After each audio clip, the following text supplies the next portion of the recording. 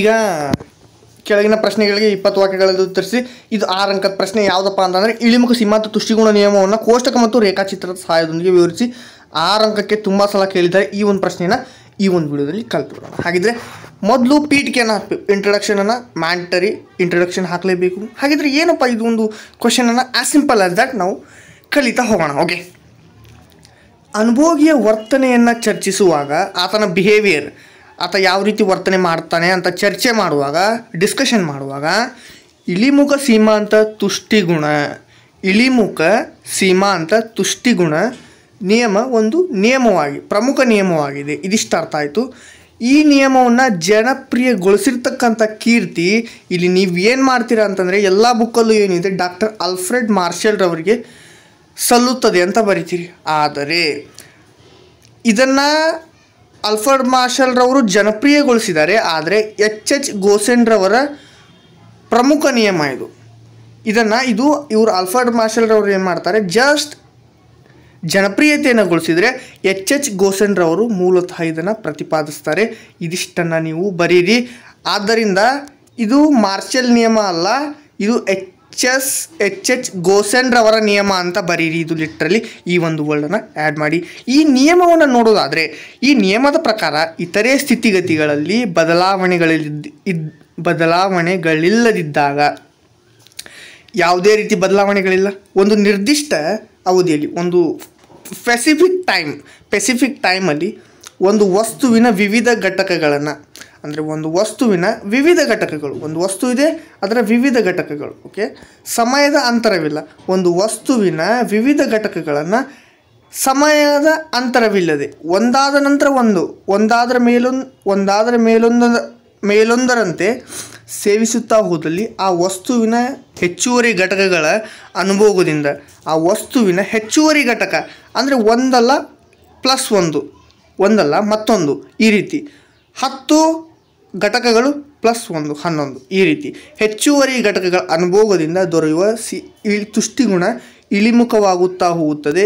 ಇದನ್ನು ಇಳಿಮುಖ ಸೀಮಾಂತ ತುಷ್ಟಿಗುಣ ನಿಯಮ ಅಂತ ಕರೀತಾರೆ. ಇದರರ್ಥ ನಾವು ರೇಖಾಚಿತ್ರ ಮತ್ತು ಕೋಷ್ಟಕ ನೋಡಿದಾಗ ಗೊತ್ತಾಗುತ್ತೆ. ಇದನ್ನು ಜಸ್ಟ್ ಆ್ಯಸ್ ಇಟ್ ಈಸ್, ಇದು ಯಾವ ರೀತಿ ಇದೆ ಇದೇ ರೀತಿ ಬರೀಬೇಕಾಗುತ್ತೆ. ಹಾಗಿದ್ರೆ ನೋಡೋಣ, ಮುಂದೆ ನೋಡೋಣ. ಈಗ ಒಂದು ಕೋಷ್ಟಕವನ್ನು ಕೊಟ್ಟಿದ್ದಾರೆ.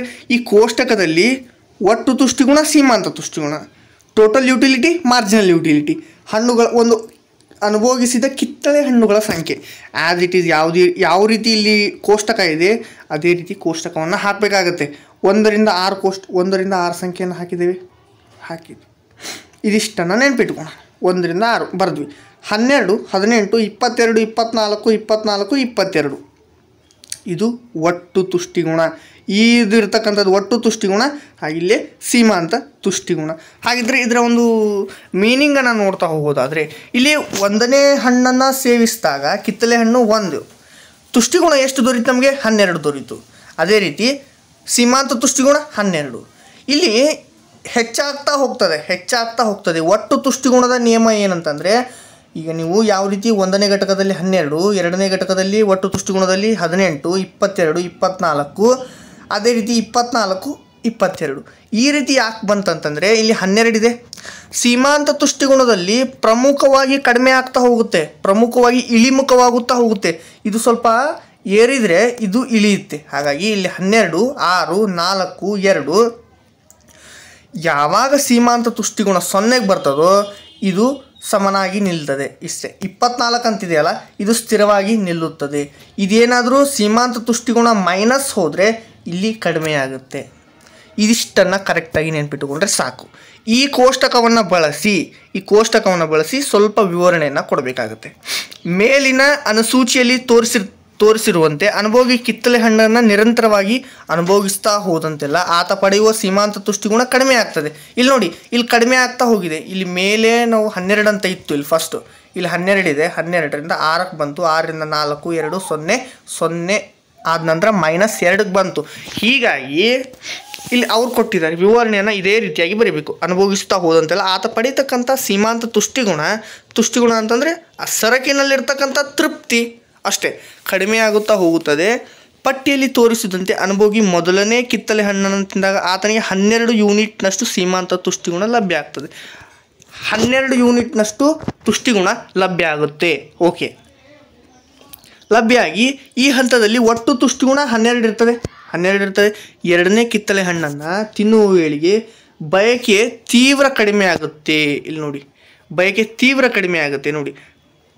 12 ಇತ್ತ, ಇಲ್ಲಿ ಅದರ ಅರ್ಧ ಕಡಿಮೆ ಆಯಿತು, ಈಗ ಕಡಿಮೆ ಆಯಿತು. ಸೊ ಹೀಗಾಗಿ ಕಡಿಮೆ ಆಯಿತು. ಅದೇ ರೀತಿ 642 ಯೂನಿಟ್ಗಳಷ್ಟು ಲಭ್ಯವಾಗುತ್ತದೆ. ನಂತರವೂ ಅನುಭವವನ್ನು ಮುಂದುವರೆಸಿದರೆ ತುಷ್ಟಿಗುಣ 5ನೇ ಘಟಕದಲ್ಲಿ ಏನಾಗುತ್ತೆ ಅಂತಂದರೆ ಶೂನ್ಯವಾಗುತ್ತೆ, ನಂತರ ಋಣಾತ್ಮಕವಾಗುತ್ತದೆ. ಅಂದರೆ ಸೀಮಾಂತ ತುಷ್ಟಿಗುಣ 0 ಆಗಿದ್ದಾಗ ಒಟ್ಟು ತುಷ್ಟಿಗುಣ ಗರಿಷ್ಠ ಮಟ್ಟದಲ್ಲಿರುತ್ತದೆ. ಇಲ್ಲಿ ನೋಡಿ, ಸೀಮಾಂತ ತುಷ್ಟಿಗುಣ ಋಣಾತ್ಮಕವಾದಾಗ ಒಟ್ಟು ತುಷ್ಟಿಗುಣ ಇಳಿಮುಖವಾಗುತ್ತದೆ. ಇಲ್ಲಿ ನೋಡಿ, ಒಟ್ಟು ತುಷ್ಟಿಗುಣ ಇಲ್ಲಿದೆ, ಇದು ಗರಿಷ್ಠ, ಇದು 24 ಇದ್ರ ಗರಿಷ್ಠ ಮಟ್ಟ. ಇದು 0 ಆದಾಗ ಇದರ ಗರಿಷ್ಠ ಮಟ್ಟ ಎಷ್ಟು? 24 ಇತ್ತ, ಇಲ್ಲಿ 24 ಬಂತು. ಅದೇ ರೀತಿ ಇದು 0 ಆಗಿ ಮೈನಸ್ ಬಂದಾಗ ಇಲ್ಲಿ ಕಡಿಮೆ ಆಯಿತು. ಇದಿಷ್ಟನ್ನು ನೆನ್ಪಿಟ್ರೆ ಸಾಕು. ಈಗ ರೇಖಾಚಿತ್ರವನ್ನು ನೋಡೋದಾದರೆ ಆ ಕೋಷ್ಟಕವನ್ನು ಬಳಸಿ ರೇಖಾಚಿತ್ರವನ್ನು ತೆಗಿಬೇಕಾಗುತ್ತೆ. ಈಗ ಸಿಂಪಲ್ ಆಗಿ ಆ ಕೋಷ್ಟಕವನ್ನು ಬಳಸಿ ಒಂದು ರೇಖಾಚಿತ್ರವನ್ನು ತೆಗೆದಿದ್ದಾರೆ. ಇಲ್ಲಿ ಆಲ್ರೆಡಿ ಈ ರೀತಿಯಾಗಿದೆ. ಒಂದು ಈ ರೀತಿ ಕಾಲಮನ್ನು, ಈ ರೀತಿ ಒಂದು ಇದನ್ನು ಹಾಕಿ, ಬಾಕ್ಸ್ ಹಾಕಿ, ಇಷ್ಟು ಹಾಕಿದ್ವಿ. ಹಾಕಿ ಇಲ್ಲಿ 1 2 3 4 5 6 ಇಲ್ಲಿ ಸೀಮಾಂತ ತುಷ್ಟಿಗುಣ, OX ಅಕ್ಷದಲ್ಲಿ ಸೀಮಾಂತ ತುಷ್ಟಿಗುಣ, OY ಅಕ್ಷದಲ್ಲಿ ಒಟ್ಟು ತುಷ್ಟಿಗುಣ ಹಾಕಿದ್ವಿ. 4 8 12 16 20 24 28 ಅಲ್ಲಿ ಎಷ್ಟಿದೆ ಅದೇ ರೀತಿಯಾಗಿ ನಾವು ಕೊಟ್ಟಿದ್ದೇವೆ ಅಷ್ಟೇ. ಇಲ್ಲಿ 1 2 3 4 5 6 ಇಲ್ಲಿ ಮಾರ್ಜಿನಲ್ ಯುಟಿಲಿಟಿಯನ್ನು ಕೊಟ್ಟಿದ್ದೇವೆ. ಇದಿಷ್ಟಾಯಿತು. ಇದು ತುಷ್ಟಿಗುಣ, ಇದು ಸೀಮಾಂತ ತುಷ್ಟಿಗುಣ. ಇದಿಷ್ಟನ್ನು ಹಾಕಿದ್ವಿ, ಇಲ್ಲೆಲ್ಲ ಹಾಕಿದ್ವಿ. ಇಲ್ಲಿ ಇನ್ನು ನೋಡೋದಾದರೆ ಸ್ಟಾರ್ಟ್ ಮಾಡಬೇಕು. ಈಗ ಗುರುತಿಸಲಿಕ್ಕೆ ಪ್ರಾರಂಭ ಮಾಡಬೇಕು. ಇಲ್ಲಿ ಕಿತ್ತಳೆ ಹಣ್ಣು, ಇಲ್ಲಿ ಕಿತ್ತಳೆ ಹಣ್ಣಿದೆ. ಇಲ್ಲಿ ಕಿತ್ತಳೆ ಹಣ್ಣಿನ ಘಟಕ 6 ಇದೆ. ಕಿತ್ತಳೆ ಹಣ್ಣಿನ ಘಟಕ ಎಷ್ಟು? 6 ಇದೆ. 1ನೇ ಘಟಕದಲ್ಲಿ ಕಿತ್ತಳೆ ಹಣ್ಣನ್ನು 1ನೇ ಘಟಕದಲ್ಲಿ 12, 2ನೇ ಘಟಕದಲ್ಲಿ ಎಷ್ಟಿತ್ತು? 18 ಇತ್ತು. ಅದೇ ರೀತಿ 3ನೇ ಘಟಕದಲ್ಲಿ 22, 4ನೇ ಘಟಕದಲ್ಲಿ 24, 5ನೇ ಘಟಕದಲ್ಲಿ 24, 6ನೇ ಘಟಕದಲ್ಲಿ 22. ಇಲ್ಲಿ ಗರಿಷ್ಠ ಮಟ್ಟಕ್ಕೆ ತಲುಪಿದೆ. 24 ಗರಿಷ್ಠ ಮಟ್ಟಕ್ಕೆ ತಲುಪಿದೆ. ಯಾಕಂತಂದರೆ ಒಟ್ಟು ತುಷ್ಟಿಗುಣ ಗರಿಷ್ಠ ಮಟ್ಟಕ್ಕೆ ಯಾವಾಗ ತಲುಪುತ್ತೆ ಅಂತಂದರೆ ಇದು 0 ಆಗಿರಬೇಕು. ಯಾವುದು? ಸೀಮಾಂತ ತುಷ್ಟಿಗುಣ. ಹಾಗಾಗಿ ಇದಿಷ್ಟಾಯಿತು.